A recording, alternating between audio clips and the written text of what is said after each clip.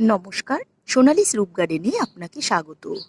পদ্ম গাছ যখন ফুল কিছু দেওয়ার পরে বিশ্রাম নিতে শুরু করে, সেই সময় পদ্ম গাছগুলো দেখতে অনেকটা এরকম হয়ে যায়। গামলা পাতা থাকবে, কিন্তু নতুন পাতা খুবই কম বের হবে, আর ফুল দেবে না। এরকম যখন বারবার হতে থাকবে, তখন গামলার থেকে কিছু টিউবার উঠিয়ে দিতে হবে। যেমন এই গামলাটায় অনেক ফুল ফোটার পরে, গামলা এখনো ডরমেন্সিতে যায়নি, ডরমেন্সিতে যাওয়ার কিছুদিন পরে নিচের থেকে আবার ফুল দেয়, কিন্তু তাড়াতাড়ি ফুল পেতে গেলে গামলা থেকে কিছু টিউবার তুলে নিতে হয়। যেমন এখানে আমি কিছু টিউবার, যেমন এই যে মোটা মোটা টিউবারগুলো আমি গামলা থেকে তুলে নিয়েছি, তুলে আবার এখানেই ভাসিয়ে রেখেছি। পাতা শিকড় ভালোভাবে বেরিয়ে গেছে। এই টিউবারগুলোকে আবার যদি পটিং করা যায়, তাড়াতাড়ি ফুল চলে আসে। একটা টিউবার একটা গামলাতেই বসাতে হবে।